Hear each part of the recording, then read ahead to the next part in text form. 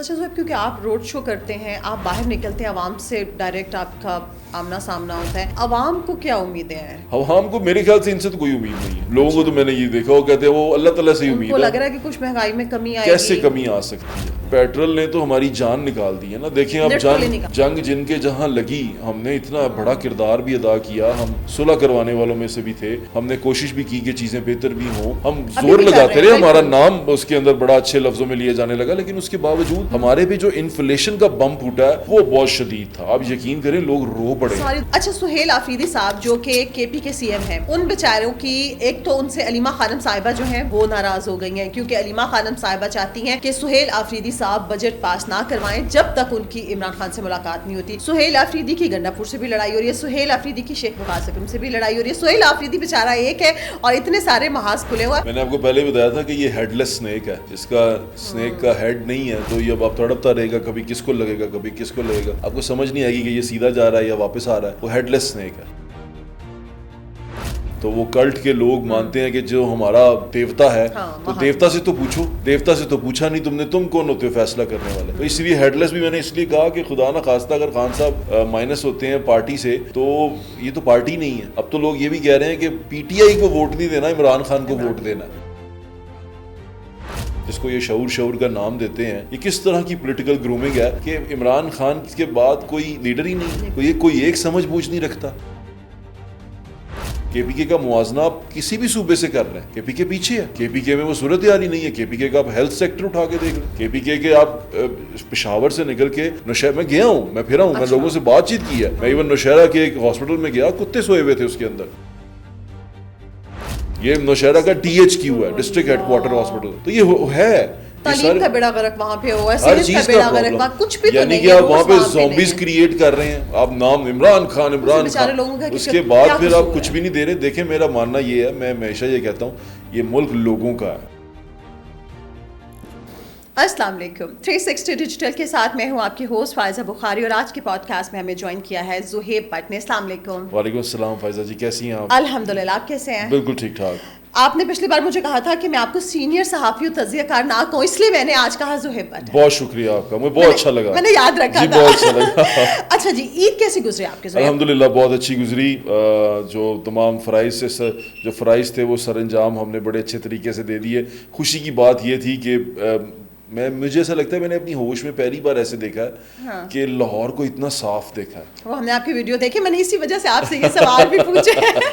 تو مجھے ایسا لگا, دیکھیں ہم شہر کے اندر رہنے والے ہیں, شہر کے اندر کچھ مختلف سپاٹس ہیں, جیسے فار ایگزامپل ایک وہ ہے پانی والے تالاب کا ایک چوک ہے, اس کے علاوہ آگے ہیرا منڈی کی طرف چلے جائیں وہاں پر ایک تھوڑا سا علاقہ آتا ہے, پھر دلی دروازے جو وزیر خان چوک ہے وہ ہے.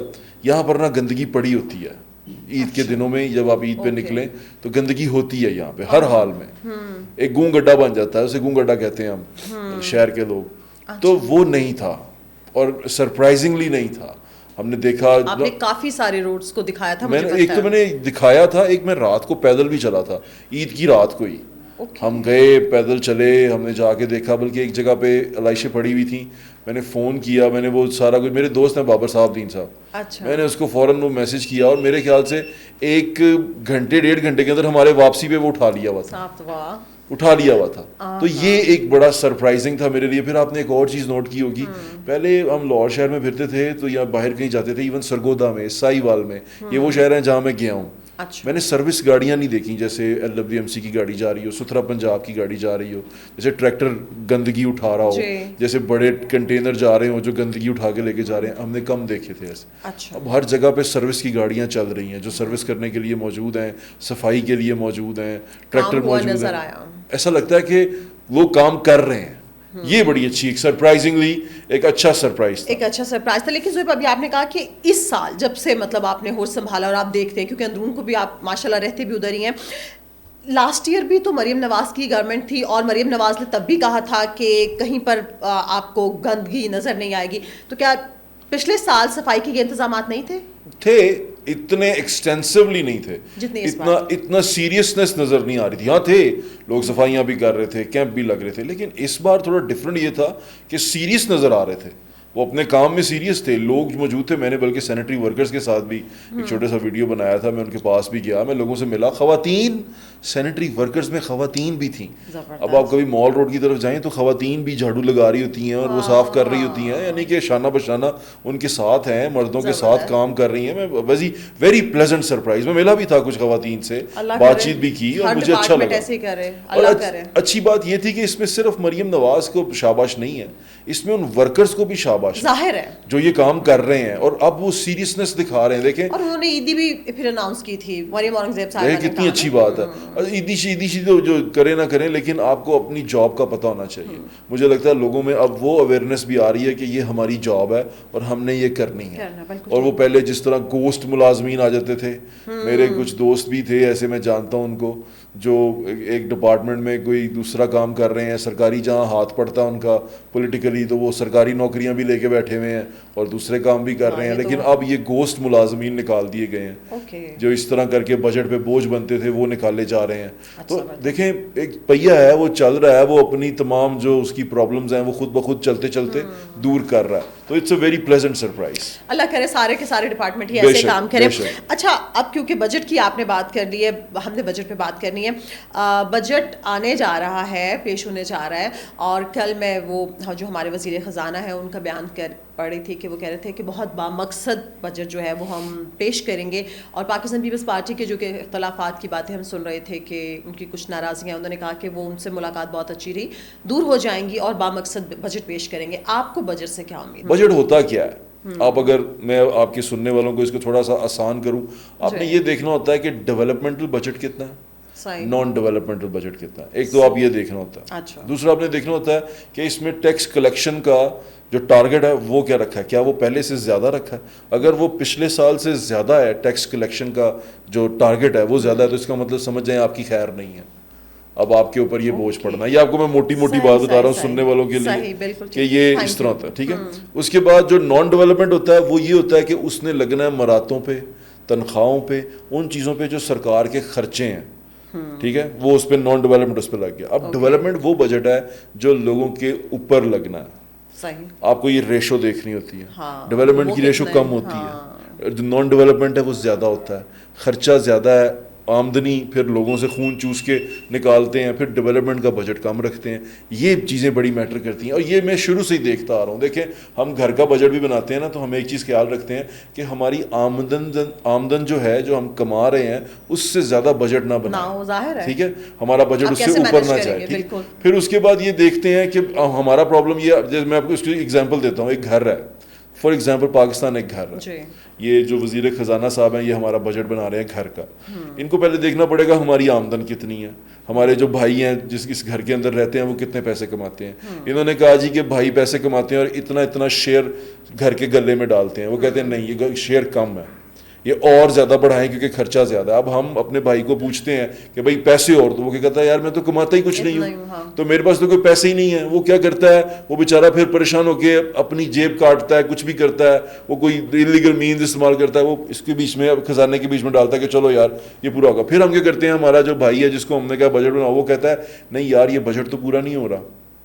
تو پھر پیسے مانگتا ہے ساتھ والے گھر سے, دوسرے گھر سے, ادھر ادھر سے پیسے مانگتا ہے. اسے کہتے ہیں ہم جو لون لیتے ہیں ہم آئی ایم ایف کو لیتے ہیں. پھر وہ جب لون ہمیں ملتا ہے, ہمیں فار ایگزامپل ہمارا کوئی دور کا ہمارا کوئی پڑوسی ہے, محلے دار ہے, وہ ہمیں پیسے دیتا ہے. ٹھیک ہے, وہ ہمیں پیسے دیتا ہے, اور وہ پیسے جو ہمارے پاس آتے ہیں پھر ہمیں یہ ملتا ہے کہ ہمارا الگ. پھر ہم نے کبھی بجٹ بنانے والے کو یہ نہیں پوچھا کہ بھائی جان جو آپ نے بجٹ اب لے لی ہے اور باہر سے بھی پیسے لے لیے ہیں, اس میں جو نان ڈیولپمنٹل ہے, یعنی کہ وہ بجٹ جو آپ مراتوں تنخواہوں کی صورت میں دے رہے ہیں, یہ کم کیا جا سکتا ہے.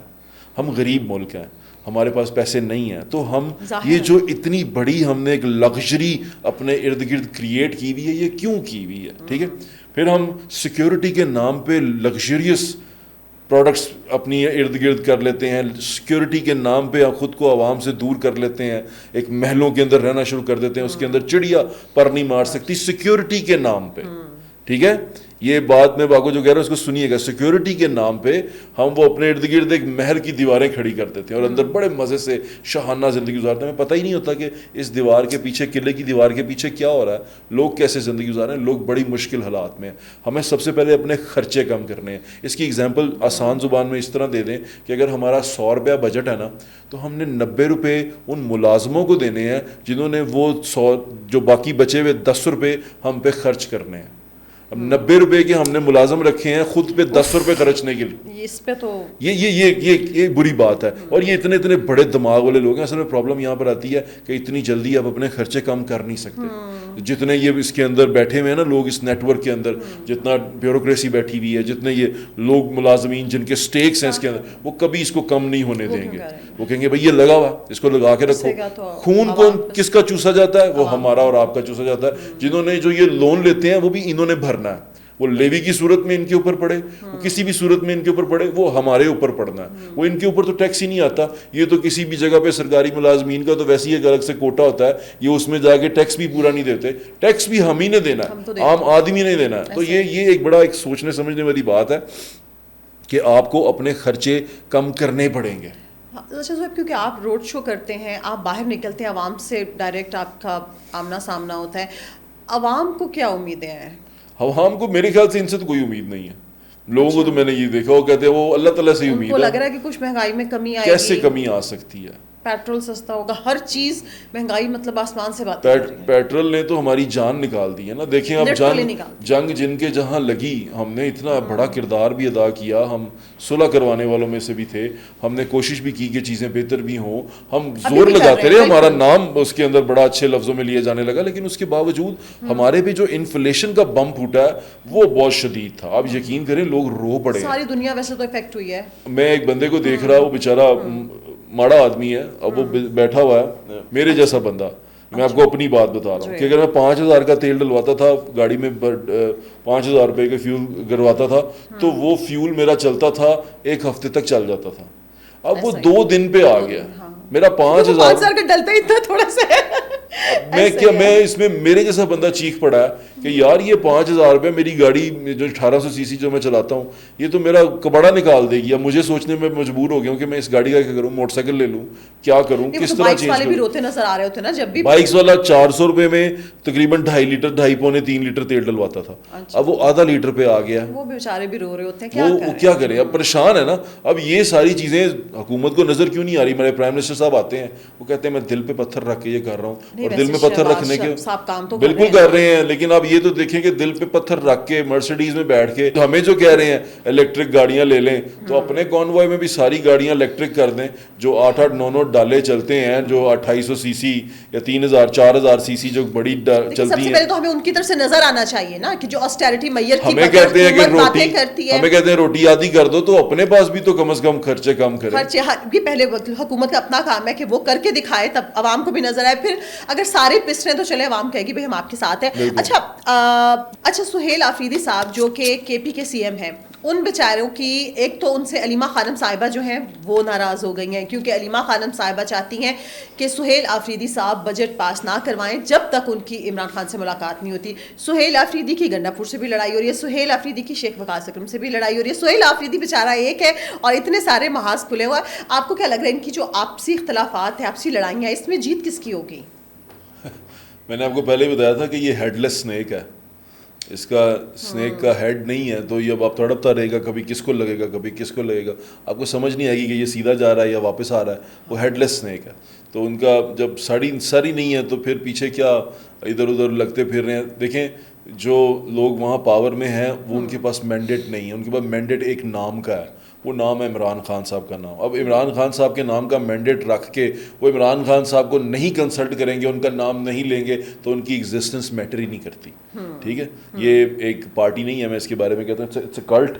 تو وہ کلٹ کے لوگ مانتے ہیں کہ جو ہمارا دیوتا ہے تو دیوتا سے تو پوچھو, دیوتا سے تو پوچھا نہیں تم نے, تم کون ہوتے ہو فیصلہ کرنے والے. تو اس لیے ہیڈ لیس بھی میں نے اس لیے کہا کہ خدا نہ خواستہ اگر خان صاحب مائنس ہوتے ہیں پارٹی سے تو یہ تو پارٹی نہیں ہے. اب تو لوگ یہ بھی کہہ رہے ہیں کہ پی ٹی آئی کو ووٹ نہیں دینا, عمران خان کو ووٹ دینا. یہاں سے اندازہ کریں نا کہ ہم کس طرح کی ایک پولیٹیکل گرومنگ ان کی ہوئی ہے, جس کو یہ شعور کا نام دیتے ہیں. یہ کس طرح کی پولیٹیکل گرومنگ ہے کہ عمران خان کے بعد کوئی لیڈر ہی نہیں ہے, کوئی ایک بھی نہیں ہے, کوئی ایک سمجھ بوجھ نہیں رکھتا. پھر آپ کہتے ہیں چلیں بہنوں کو دیکھ لیں, اب بہنیں ہیں قابل احترام ہیں. وہ بہنوں کو اب سیاسی شعور کتنا ہے, کیا وہ سیاست کو سمجھتی بھی ہیں, یا وہ ان کو اندازہ بھی ہے کہ لوگوں نے عمران خان پہ ٹرسٹ کیوں کیا تھا, لوگ عمران خان سے چاہتے کیا تھے. دیکھیں اب جو اتنے سارے نوجوان ہیں جو شعور رکھنے والے لوگ ہیں, وہ عمران خان کی پوجا کرنے کے لیے تو نہیں آئے تھے نا, وہ تو اس لیے آئے تھے کہ عمران خان صاحب ڈیلیور کریں گے. لیکن ہماری تھوڑی گولڈ فش میموری ہے, ہم بھول جاتے ہیں کہ خان صاحب ڈیلیور نہیں کر سکے تھے. چلیں اس کا بھی ہم بہت سارے ریزن دے دیتے ہیں, لاجک دے دیتے ہیں کہ یہ پرابلم آ گئی, وہ پرابلم آ گئی, باجوہ صاحب آ گئے, فیض صاحب آ گئے. کیا یہ ایشورٹی ہے کہ اگلی بار خان صاحب آئیں تو یہ والی پرابلمز نہیں آئیں گی؟ کیونکہ خان صاحب کے بقول وہ سارا کچھ اچھا تھا جب وہ پاور میں تھے, جب وہ پاور سے اترے تو سب کچھ برا ہو گیا. تو لاجیکل سی بات ہے یہ. پھر جو اب کلٹ فالوورز ہیں ان کو تو آپ کنونس نہیں کر سکتے, لیکن جو کلٹ فالوورز نہیں ہیں ان کو نظر تو آ رہا ہے کہ کے پی کے میں اب تیسرا ٹرنیور چل رہا ہے نا, یہ تقریباً مسلسل 15 سال ہونے والے ہیں کہ کے پی کے میں آپ اس طرح کر رہے ہیں. اور کے پی کے کا موازنہ آپ کسی بھی صوبے سے کر لیں, کے پی کے پیچھے ہے. کے پی کے میں وہ صورتحال ہی نہیں ہے. کے پی کے کا آپ ہیلتھ سیکٹر اٹھا کے دیکھ لیں, کے پی کے آپ پشاور سے نکل کے نوشہرہ میں گیا ہوں, میں پھرا ہوں, میں لوگوں سے بات چیت کی ہے. میں ایون نوشہرہ کے ایک ہاسپٹل میں گیا, کتے سوئے ہوئے تھے اس کے اندر. یہ نوشہرہ کا ڈی ایچ کیو ہے, ڈسٹرکٹ ہیڈ کوارٹر ہاسپٹل. تو یہ ہے تعلیم کا بیڑا غرق وہاں پہ ہوا ہے, صحت کا بیڑا غرق وہاں کچھ بھی تو نہیں ہے. یعنی کہ آپ وہاں پہ زومبیز کریٹ کر رہے ہیں, آپ نام عمران خان, اس کے بعد پھر آپ کچھ بھی نہیں دے رہے. دیکھیں میرا ماننا یہ ہے, میں ہمیشہ یہ کہتا ہوں, یہ ملک لوگوں کا ہے, ٹھیک ہے, اور لوگوں کو ہمیں فیسیلیٹیٹ کرنا چاہیے. شخصیت کو یہ ایک شخصیت کو اٹھا کے بیٹھ جائیں, اس شخصیت کو ہم دیوتا بنا دیں, اس کی پوجا شروع کر دیں, اس کو پتہ نہیں کیا کرنا شروع کر دیں, یہ ظلم ہے. یہ ایک جمہوری نظام کے ساتھ ظلم ہے, یہ آپ جمہوری شعور کے ساتھ ظلم ہے. یہ نہیں ہونا چاہیے. ایک بندہ آتا ہے, میں اٹھتا ہوں, یہ بھائی اٹھتے ہیں, آپ اٹھتی ہیں, آپ کہتی ہیں لوگوں کو کہ میں آپ کی خدمت کروں گی. پھر آپ کہتی ہیں کہ مجھے پوجو. کیوں پوجو بھائی, تم تو میری خدمت کے لیے آئے ہو. آپ میری خدمت مجھے سرو کرنے کے لیے, وہ رائٹس میرے جو مجھے آج تک نہیں ملے, آپ نے مجھے وہ رائٹس دینے تھے, وہ رائٹس دینے کے لیے آپ آئے تھے. اب وہ رائٹس ہی آپ مجھے نہیں دے رہے تو میں آپ کو پوجوں کیوں؟ پھر پرابلم یہ شروع ہو جاتی ہے.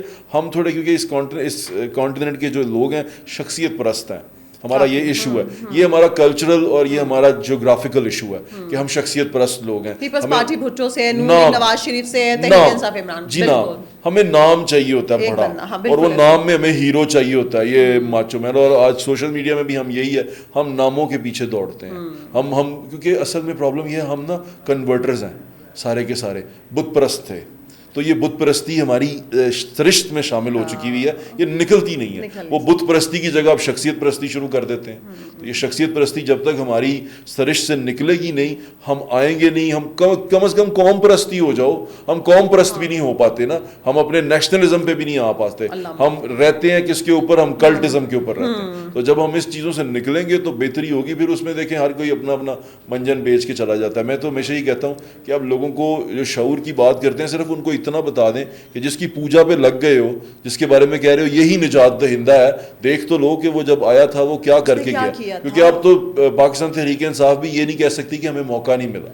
ان کو موقع ملا, 3 سال ملے ہیں, وہ کم نہیں ہوتے. 3 سال میں 1 سال کے بعد جو 100 دن کا پلان خان صاحب نے دیا تھا, اس میں انڈے مرغیاں کٹے تھے. کیا پلان تھا؟ ماسٹر پلان تھا, اس میں اور کچھ نہیں تھا. تو ایسے لوگوں سے میری درخواست ہمیشہ یہی ہوتی ہے کہ آنکھیں کھولیں. آپ غلامی کر چکے ہیں, اپنے بچوں کو اس طرح کا منین نہ بنائیں. اس گرو کا منین بنا دیں گے آپ تو بیکار ہو جائیں گے ہم سارے کے سارے. یہ شعور نہیں ہے, یہ زومبیڈ ہیں ہم سارے. یہ زومبیڈ ہے بالکل. اچھا صہیب, بہنیں جو ہوتی ہیں وہ تو بہت پیار کرتی ہیں بھائیوں سے, لیکن یہ جو بہن ہے نا علیمہ خان صاحبہ, یہ عجیب باتیں کرتی ہیں. ہمیشہ ہی ہم ان کی طرف سے ایسے اسٹیٹمنٹس دیکھتے ہیں.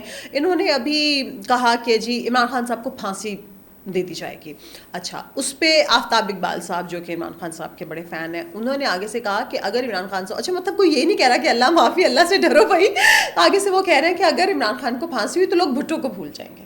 مطلب بھٹو کو بھول جائیں گے، مطلب بھٹو کو بھول جائیں گے مطلب وہ کس کی باتیں کر رہی ہیں. ایک تو آفتاب اقبال صاحب کا آپ نے ذکر کر دیا، وہ بھی ایک سوڈو انٹلیکچوئل ہیں، ان کو بھی سمجھ لگتا ہے کہ بس وہی دنیا میں ارسطو اور سقراط وہی ہیں، کل العلم ہے اور ان کے علاوہ کسی کو کوئی علم نہیں ہے. تو میں ان کے بارے میں ان کی بات پہ کمنٹ نہیں کرنا چاہتا. دوسری جو علیمہ صاحبہ نے بات کی، وہ بہن ہے، انہوں نے پھانسی کی اس طرح ذکر کیا. دیکھیں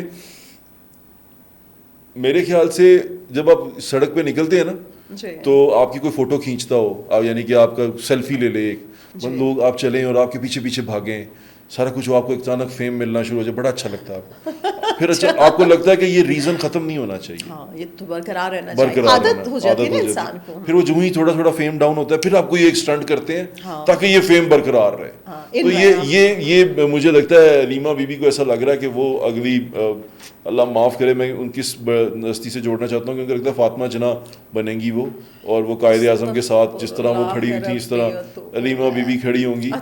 تو یہ ایک ان کے دل میں ہے کہ شاید نیا کوئی ملک بنانا چاہتے ہیں، کیا کرنا چاہتے ہیں. دیکھیں میں خان صاحب کی ویڈیوز دیکھ رہا تھا بہت ساری، خان صاحب کو پھانسی اللہ نہ کرے کبھی ایسا ہو، ایز اے لیڈر، اور میں بحیثیت ایک سیاست دان ان کی قدر کرتا ہوں، بحیثیت اسپورٹس مین میں ان کو پسند کرتا ہوں. بالکل، وہ تو آئی ریئلی لائک ہم. مجھے عمران خان صاحب کی بحیثیت اسپورٹس مین بہت پسند ہے، لیکن بحیثیت لیڈر میں ان کی قدر کرتا ہوں. ان کا ایک پولیٹیکل ایجنڈا ہے، پولیٹیکل نظریہ ہے، ہمیں اس کی قدر کرنی چاہیے. بحیثیت ایک شہری کے ان کے بھی رائٹس ہیں، ان کو بالکل ہمیں اس کا احترام کرنا چاہیے، میں اس کے خلاف نہیں ہوں. لیکن سیاست کو کلٹزم نہیں بنانا چاہیے، سیاست کو مذہب میں کنورٹ نہیں کر دینا چاہیے، اس کو سیاست رہنے دینا چاہیے. پھر دوسری بات دیکھیں، آپ ہمارے لوگ معصوم ہیں، بیچاروں کو پتہ نہیں چلتا نا. بڑا بندہ دیکھتے ہیں وڈی گڈی تے آندا ہے تے اودے مگر نس پیندے نے، ایہی سانو 5000 روپے کا نوٹ مل جائے نا تو ایہی ساڈا او باؤ تو تے تینوں سلام ہے باؤ، تو باؤ 5000 روپے جاندے دے گیا نا تے باؤ ہی ہو گیا سارا کچھ. یعنی کہ باؤ تہاڈی گلا چوری کر کے تانوں 5000 پھڑا گیا تے باؤ ہی سارا کچھ. او ہیرو وڈی گڈی تے دیکھیا اودی کڈی وڈی گڈی سی، او کنی وڈی. میں اکثر سیاستدانوں سے پوچھتا ہوں کہ جب آپ یہ کرنے جاتے ہیں، ووٹ مانگنے جاتے ہیں، چھوٹی گاڑی پہ چلے جائیں، کسی دن آلٹو لے جائیں، کبھی ووٹ نہیں پڑے گا. کرایوں پہ لیتے ہیں بڑی گاڑیاں، ڈالے آگے پیچھے، پورا کانوائے جاتا ہے، لیڈر پہنچتا ہے، لیڈر نے پہنچتے ہی تو وہ جب آپ لوگوں کو پیسے پکڑانا شروع کر دیتے ہیں، چیزیں دینا شروع کر دیتے ہیں، لوگوں کا پوائنٹ آف ویو چینج ہو جاتا ہے. ہمارا پرابلم یہ ہے نا، وہی میں نے آپ کو بتایا کہ ہم سارے ہی ماڑے ہیں. سانو کوئی وڈے قد دا بندہ نظر آتا نا، اسی ایویں وہ پیروں چ بہی جانے، او ہو یہ پتہ نہیں کون ہوگا، یہ پتہ نہیں کیا بلا ہو جائے گی. ہم تو خود کو ہمیشہ نیچے ہی کری جاتے ہیں. سونا بندہ نظر آ جائے، اوئے ہوئے ہوئے اتنا سونا، یہ اتنا خوبصورت، وہ مطلب ہم پاگل ہی ہو جاتے ہیں خوبصورتی دیکھ کے، پیسہ دیکھ کے، اس کا قد کاٹ دیکھ کے، اس کا روب دبدبہ دیکھ کے. ہم جانوروں سے بھی برے ہیں کہ ہم اس کے پیچھے اس کے پرستش میں چلے جاتے ہیں. تو جتھے انہیں تانوں تھوڑے جا لاتا 1000 2000 پڑا تھا، ختم، آپ کی کہانی ختم. آپ بس یہی ہے. اگلی دفعہ بھی ہوا تھا آپ نے ہاتھ جوڑ کے کھڑے ہیں، اس سے زیادہ نیچے جھک گئے ہیں آپ. یہ ہمارا یہ وہ ہے، کیا کہتے ہیں نا، ٹیمپرامنٹ ہے. پھر اس ٹیمپرامنٹ کو ہم بدلتے ہوئے کیسے دیکھا کہ یہ وہی لوگ ہیں جو سوشل میڈیا پہ آ کے نیچے گالیاں بھی نکالتے ہیں، کیونکہ یہ منہ پہ نہیں نکال سکتے، کچھ نہیں کہہ سکتے، وہ ہر چیز کے پاس آتی ہے، سارا کچھ کیا وہ بک رہے ہوتے ہیں. اچھا لاسٹ میں مجھے یہ بتائیں کہ جی بی کے الیکشنز ہونے جا رہے ہیں، ہر جو پولیٹیکل پارٹی ہے وہ بہت زیادہ وہاں پہ ہمیں ایکٹیو نظر آ رہی ہے. ہر جو بھی پارٹی کا ہیڈ ہے، نواز شریف صاحب چلے گئے، اس سے بڑی کیا بات تھی.